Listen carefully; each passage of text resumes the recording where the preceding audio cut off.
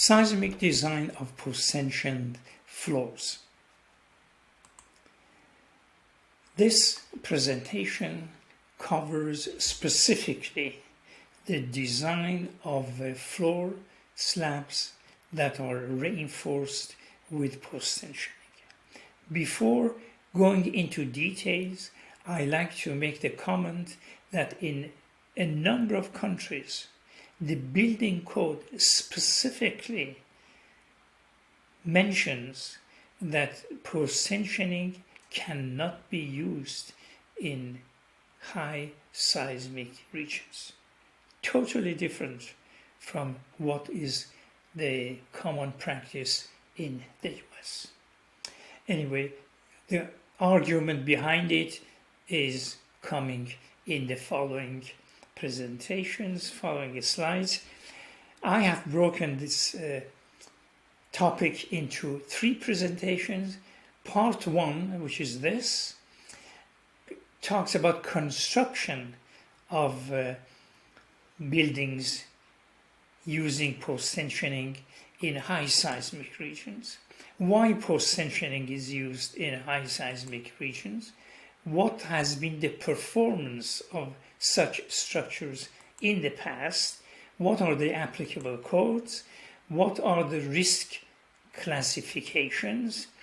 And what are the design steps? Then one of the important items is stiffness evaluation, which I will touch on. Then summary, and go to part 2. Part 2 specifically handles design of floor slabs for seismic forces. It is specifically for floors. Designs of floors in low, medium, and high seismic regions. Then compares dynamic to static analysis procedures, makes comments on that.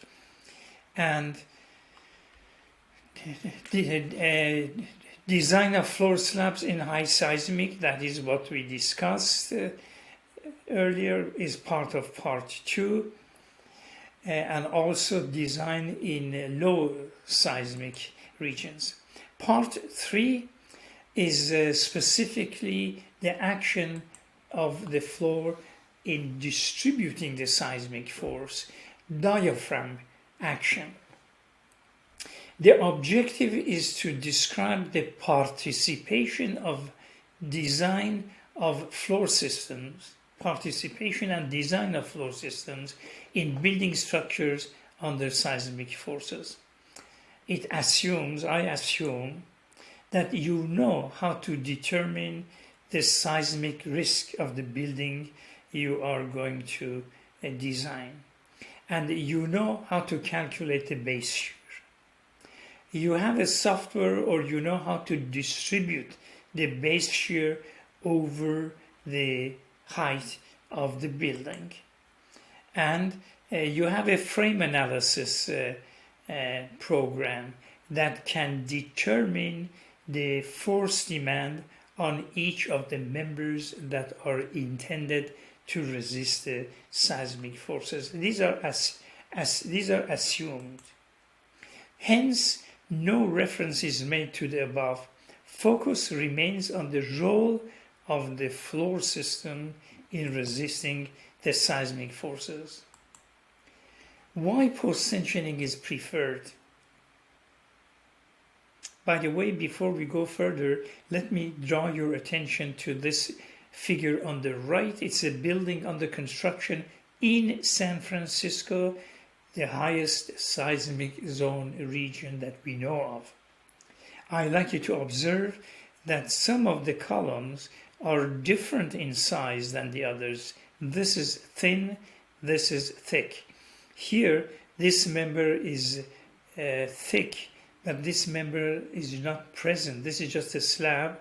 Here is a beam. So this is a designated member to resist seismic forces. This here is not designated to resist seismic forces. So within the skeleton of the building, you have two types of columns. You have beam and you do not have beam. Some members are assigned to resist earthquake, others are there to resist gravity only. So why post-tensioning is preferred construction system in San Francisco? What are the past performances? What is the code specification? And seismic design categories and the steps to follow. We go through drift calculation.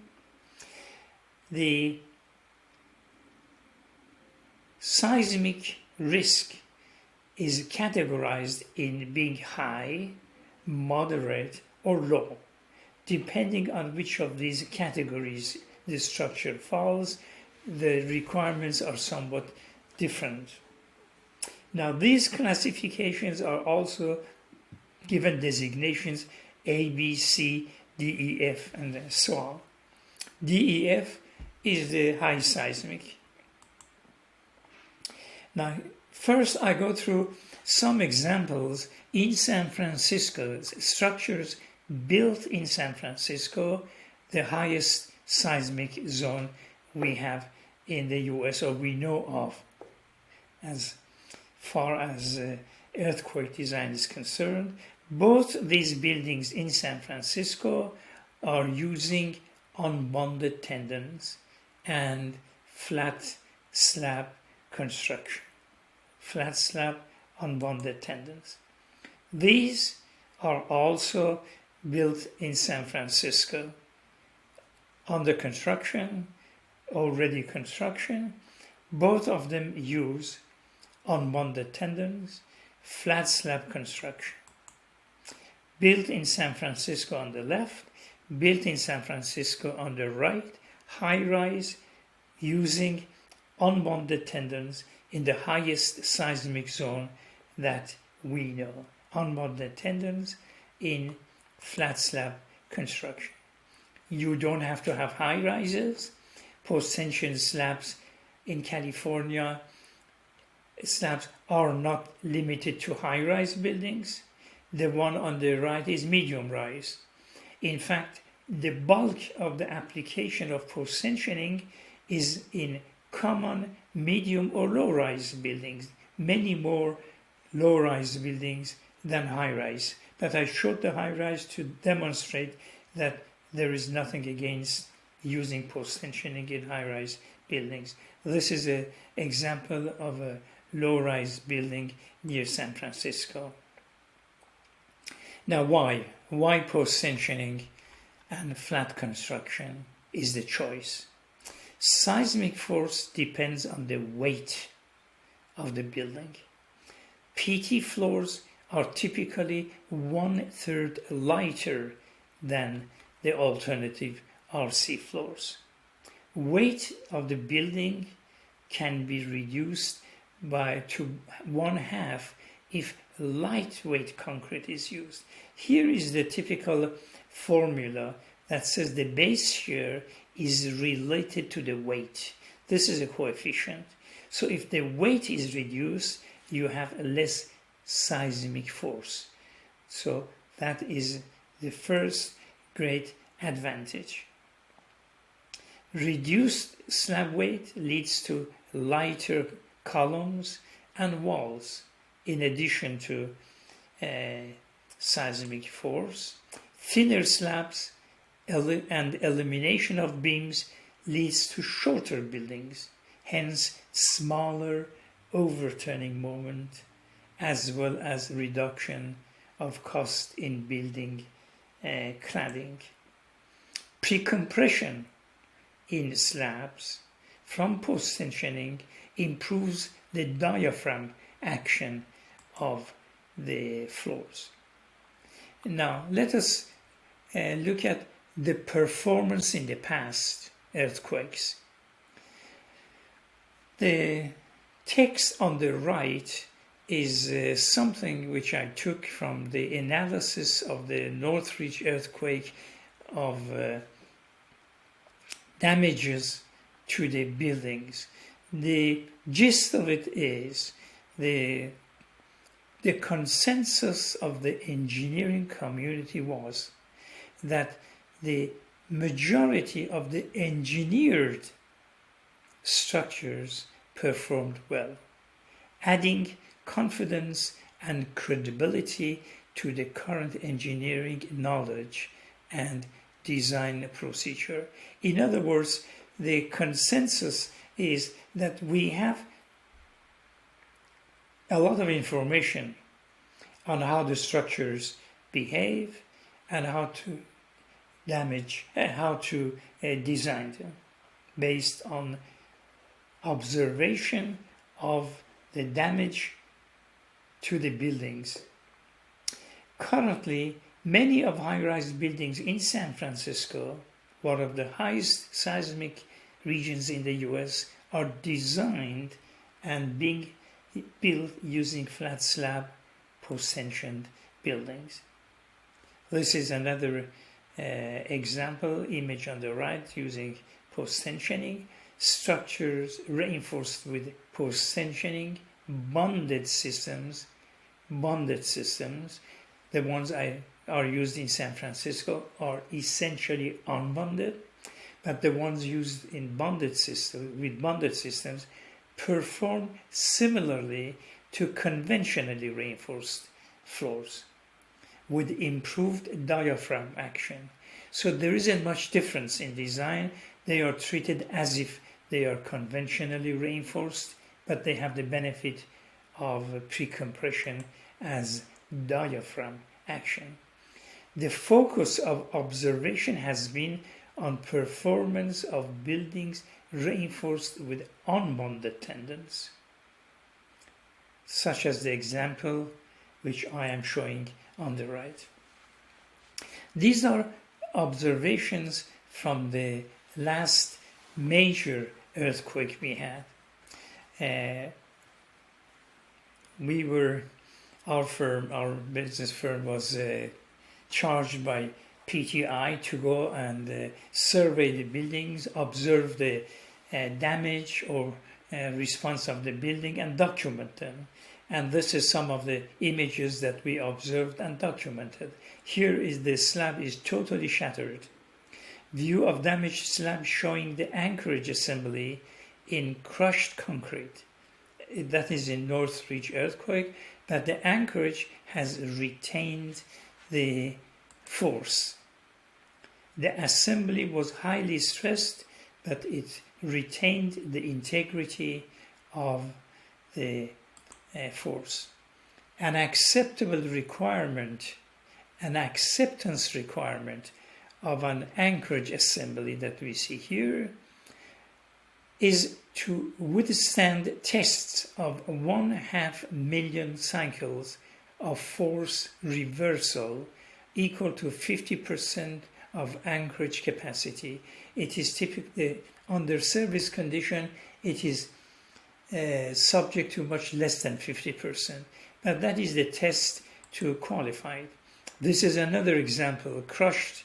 The location of the slab was totally crushed, but the post-tensioning anchorage did not lose its force.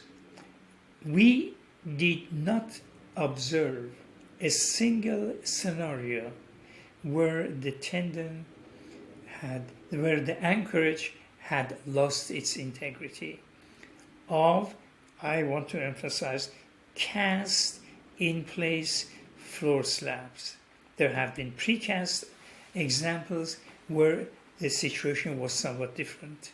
But for cast in place post-tension slabs using unbonded, we made a lot of survey, we did not observe any. In this example, you have a group of tendons. Each one of these is one tendon. The location is totally crushed, but the anchorages have all retained their integrity, somewhat dislocated because the concrete behind them is crushed, but they have held the post-tensioning tendon. The assembly was highly stressed, but retained its integrity. The group is tightly placed against one another, that is fine. Each of these anchors holds around 11 tons, and the slab is about 7 to 8 inches in thickness. This is another location where the slab was fully damaged, deteriorated, but the anchors, you see the anchors are next to one another. Today's code actually does not permit you to have 11, 12 anchors joining one another side by side. This was built according to former codes where that was permissible. Today, after every 4 anchors, you have to have some space and rebar, and then 4 with some space before. But this is the older construction. But again, none of these anchors failed in a location where concrete was totally crushed. The group of tendon anchorages tightly spaced against one another have retained their integrity after complete destruction of concrete around them. Again, each of them holds 11 tons, and the slab is 7-8. Now, in construction, tendons passing through the column case are required to retain the weight of a collapsed panel around them. Tendons in 2 directions, that's ACI requirement, passing through should have adequate ultimate strength to carry the load of the tributary slab around them in case of collapse. And the tendons should obviously develop their force at the face of the column. That's how they should be anchored. This is an example from Northridge that you see this tendon here, and there is another one there. There are 2 tendons which are required by the code, and these 2 tendons in fact held the collapse of the entire slab around them. The slab is hanging on them. The punching shear didn't work, it's just gone. The only way the slab here in the region that is not shown and beyond has not failed is because it is hanging on this strand, and there's another strand beyond it. Now, at around midspan or so, the vibration of the slab has resulted in spalling of concrete and the tendon from the bottom sticking out a little bit. That's from the up and down movement and shortening of the slab. In this case, the tendon, the column reinforcement go through the beam and are anchored in the beam. This is the roof of the parking structure. They don't go beyond. It is the pre-compression, in my opinion, from these anchors, from these tendons, which are holding the top of the column reinforcement and avoiding the collapse of this floor down. Now, what are the applicable codes? The International Building Code today, it changes every 3 years or so. IBC 2021 integrates the requirements of another code, ASCE 7 and ACI 318, and adds additional comments for the design of post-tension, design of seismic, design of buildings in seismic regions. And then there is ASCE 22, which describes how to determine the seismic category risk exposure. you have to know the risk. You have to determine the risk exposure before you go into this other code. Right? What is the method of analysis, or what method of analysis is applicable to the specific structure you have, and how to calculate lateral force from seismic forces, base shear. ACI 318 is another code. It defines the lateral force resisting system, which is, I refer to it as load path, provides information to determine and validate the lateral stiffness, the drift. We will go through it in the coming slides, and describes how to determine the required reinforcement for each member and how to detail it. That comes after you have already selected the category of the exposure and the how to calculate the force demand from earthquake. Then you go into how to design each member. There is Eurocode 8, which describes the seismic risk or exposure. Eurocode 8 also says what method of analysis is applicable. The building on the right, by the way, is a high-rise in Bulgaria, bonded reinforced, bonded post-tensioning, a very high seismic region, also using post-tensioning. Then how to calculate the base shear, that is also Eurocode 8, and also includes detailing options for regions of high seismic risk and members designated to resist earthquake. In short, if you put them together, you have IBC, ASCE, which is American Society of Civil Engineers, ACI.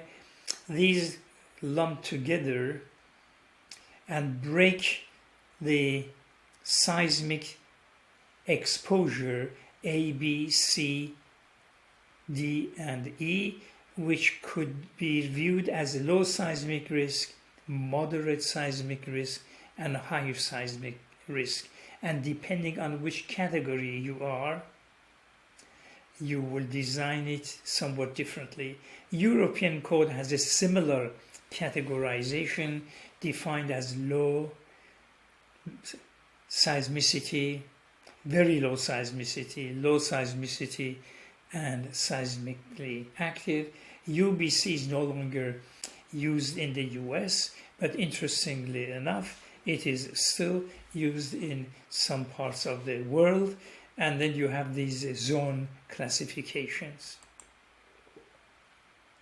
So in general, you end up with 3 categories, and depending on each category, the resisting members of the structure are defined as ordinary, intermediate, and special.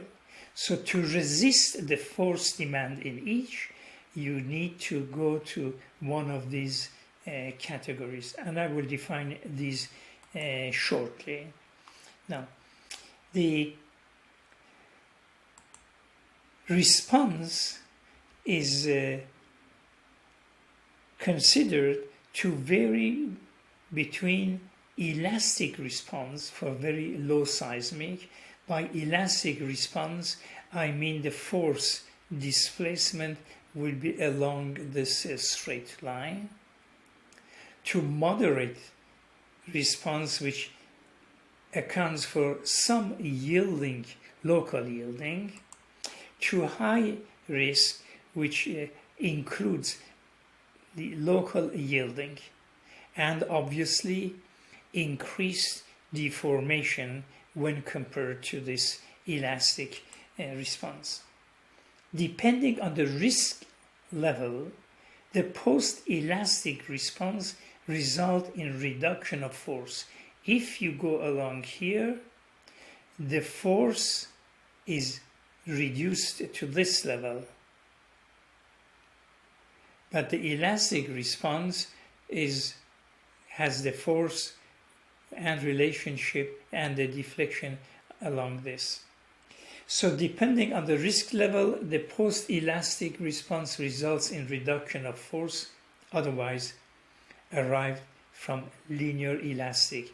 This is the reduction of the force here compared to what it would have otherwise been.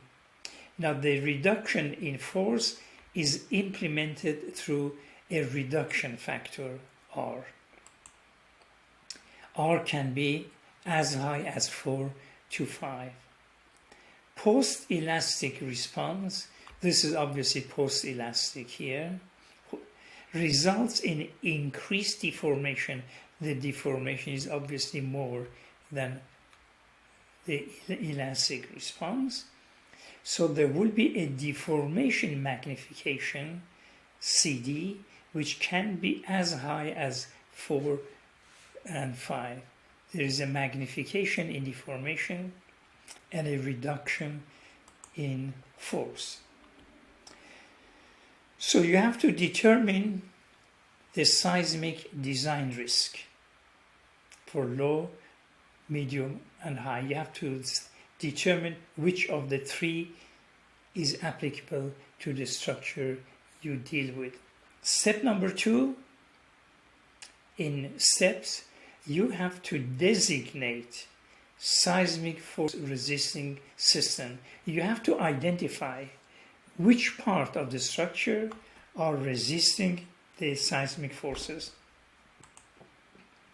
Then you calculate base shear, which is the demand, seismic demand force, a coefficient depending on the features of the structure and the location and weight of the structure. Then you distribute this base shear over the levels of the building. Then you select reduced member stiffness in order to calculate the deformation of the structure from the applied force. To calculate the deformation of the structure, here you make allowance for possibility of cracking. So there's a reduction in stiffness. And then based on reduced stiffness, you calculate the deformation of the structure under base shear, which is a ratio drift, which I will show in coming slides. Then you determine the force demand on each of the designated seismic force resisting members. You have to know the contribution of each of the members you consider to resist the seismic force in actually participating. Then you design the designated force resisting members for strength and ductility. These are the steps you go through. You design the remainder of the structural members, because not all the structural members are likely to be required by you to participate in resisting the demand force. Then you design the remainder of the structural members for deformation compatibility over strength or over strength where needed. Deformation compatibility and where needed over strength. By that I mean to design them for a force in excess of what calculated on the assumption that you want them to remain elastic. Now then you detail. Let us go through them. Step number 1. There must be a well-defined and uninterrupted designated load path from the point of generation of lateral forces to the foundation. You have to have a designated uninterrupted load path. the load path you select need not and generally does not include all the structural members of the building frame. Seismic force resisting load path categories will be different depending on whether you are dealing with ordinary, intermediate, or high seismic. The characteristics of the resisting frame will be a little different. Each has to have its own. For example, in San Francisco, you use special moment resisting frame. In Hawaii, which is not high seismic, you use intermediate moment resisting. Starting with the ordinary, which is the low seismic. If the structure is in a low seismic region,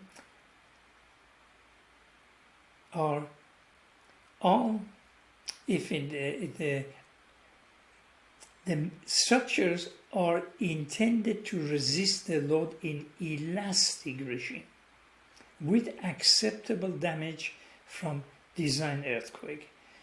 So ordinary moment frames require no special provision beyond meeting the design and detailing requirements of the respective code for gravity loads with added forces from wind and earthquake.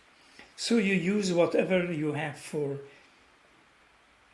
gravity, you add the lateral forces, and you follow any special detailing which may be required. All structural members of a building, including floor slabs, post-tensioned or otherwise, with or without post-tensioning, are permitted to participate in resisting the lateral loads. I repeat here, if you are in categories A and B, that is low seismic, post-tension floors are permitted to frame with the column and resist horizontal forces, or frame with other braced members. Ordinary moment frames qualify for wind design of all categories. I say wind, if it is wind design, which is not subject matter of this presentation, ordinary frames can resist wind of all wind categories. Now next is intermediate moment frames for seismic category C. Intermediate moment frames are intended to resist the loads in essentially elastic regime. Structural members may undergo moderate and repairable damage in event of design earthquake. The seismic designated members are required to comply with special design provisions for ductility and detailing given in ACI 318. Floor slabs without beams, with or without post-tensioning, are permitted to be part of the primary lateral force resisting system.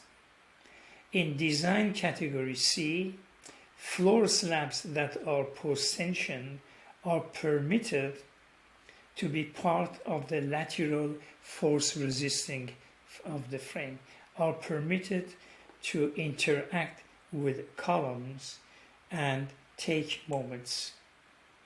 Now we come to high seismic risk. In high seismic risk, D, E, and F, as we have in San Francisco, special moment frames can resist the design earthquake in post-elastic regime. There will be special members designated to resist seismic forces, and they will be designed in post-elastic regime. The frame will undergo extensive damage in event of the design earthquake, but will not be expected to collapse. That is an example where the structure in a severe earthquake suffered extensive damage but did not collapse. This is acceptable in high seismic region. The seismic designate, this is by the way in Iran, the seismic designated framing is required to comply with special design provisions for ductility and detailing. Floor slabs are not permitted to be part of the designated lateral force resisting system, either post-tensioned or not post-tensioned, not permitted, but they were permitted in the other design categories. So you have to have framing to resist the seismic forces, not floor slabs. Post-tensioning is permitted to be considered as part of the primary lateral force resisting system of the building in beams and walls, with some restrictions. Now, post-tension floors are not permitted, but you can have post-tensioning in beams and post-tensioning in walls with special provisions, which is given in International Building Code. So not in slabs. The pictures that I showed you before from San Francisco, in all of them, the floor did not contribute, it was not part of the primary force resisting system of the structure. So for special moment frames, figure if you have something like this, you have a frame like this, you need to designate within that frame members that resist lateral forces. And here I have shown a shear wall and I have shown a frame that can resist moment.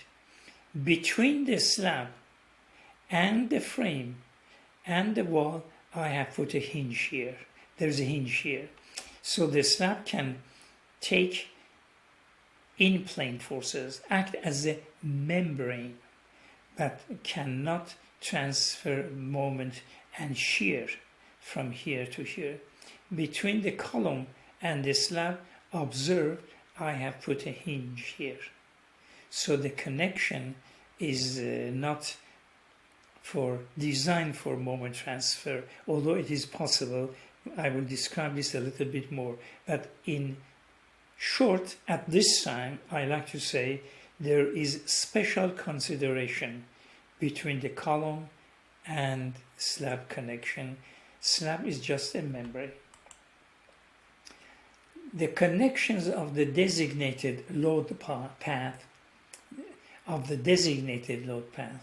with the other members of the framing is configured to avoid participation of non-designated members in resisting lateral forces.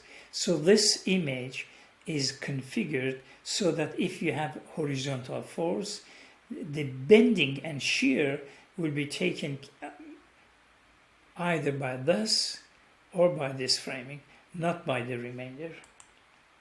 Floor slabs participate as membranes between the seismic designated force resisting members capable of resisting in-plane forces. Here we have the designation shown schematically. This is a moment frame and this is shear wall.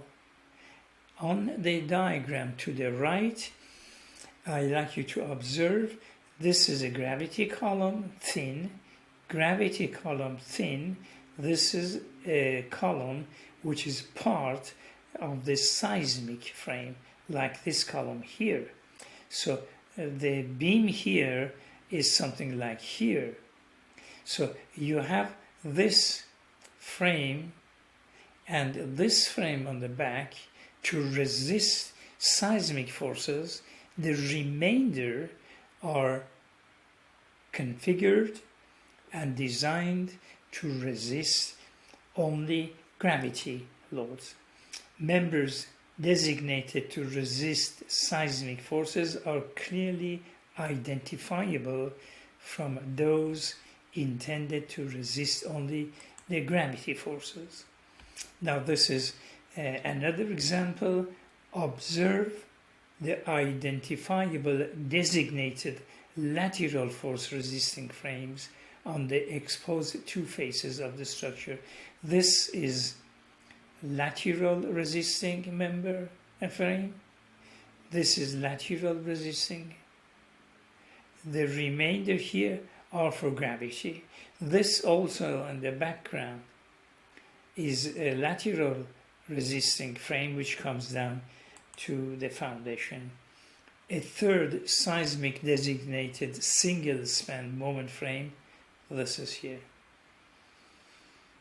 is identified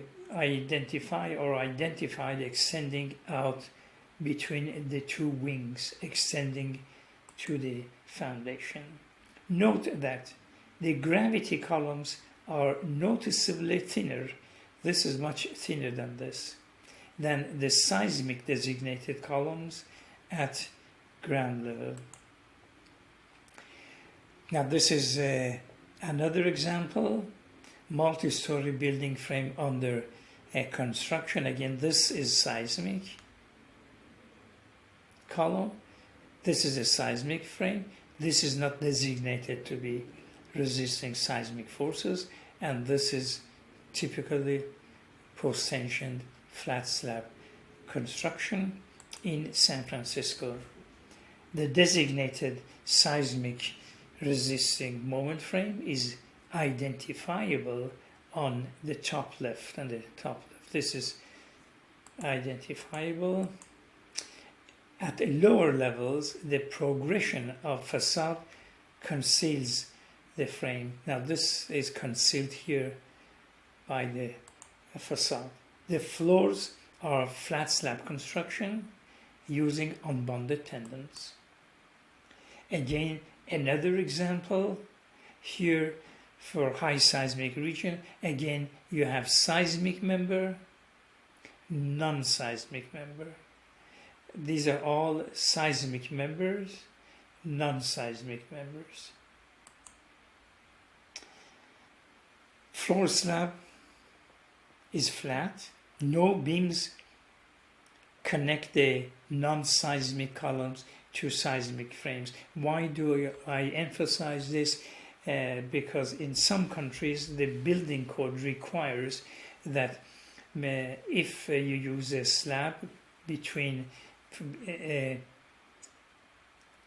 frame and shear wall, you have to connect them with beams. There must be a beam connecting the members of the seismic resisting designated force. No, you do not have to connect them to one another. You can have 3 independent or 4 independent seismic frames, not necessarily interconnected. In this building in San Francisco, the designated seismic force resisting frame is used as an architectural feature. This is the seismic force resisting member, which is used as an architectural feature. It is identifiable as with its thicker columns and beams. Now, step number 2 was to identify the frame that is going to resist the seismic force. Step number 3 is you have to validate that what you have selected to resist the seismic forces is stiff enough. Structural model for drift.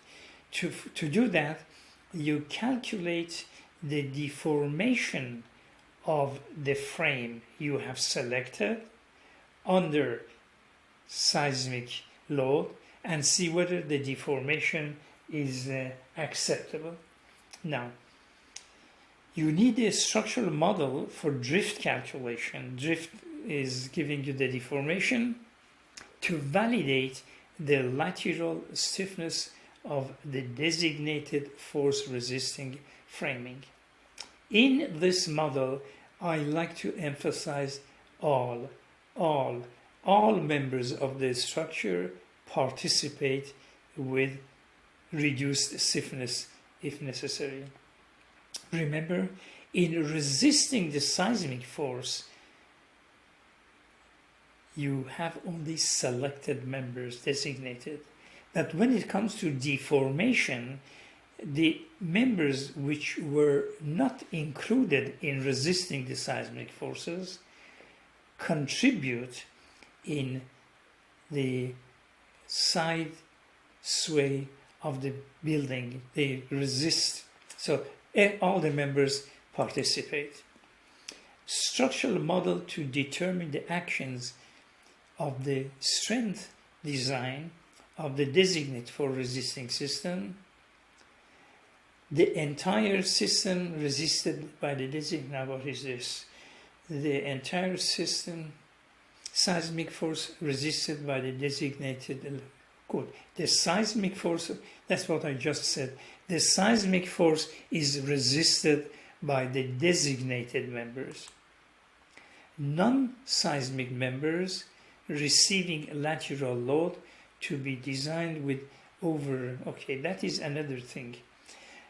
If in the course of you note that one or more of members that were not designated to resist seismic forces are subject to seismic forces, they are in the load path, you have to design them using a magnified demand force. The magnified demand force ensures that those members remain elastic while transferring seismic forces from one designated seismic force resisting member to the other. That is what it says here by the omega. Then structural model for floor slab design for low and a moderate seismic risk. Floor slabs act with columns and walls in resisting lateral loads. In other words, floor slabs participate in resisting lateral forces. This is what we had before in low and moderate seismic regions. High seismic regions, the floor slabs act for gravity design only. Now, you have to calculate the stiffness, or you have to verify that the frame you selected has adequate stiffness. That means it doesn't sway too much to the left or too much to the right. To qualify the stiffness, you calculate the drift, story drift. And drift is defined by this horizontal displacement over the height. And that ratio should be less than typically 2% for the frame to be considered have adequate stiffness. So that is the drift calculation. In calculation of the drift, all structural members participate. But you use reduced stiffness for the members that are going to be cracked. You assume that there will be cracking, therefore they will not be used with their full contribution of gross sectional property.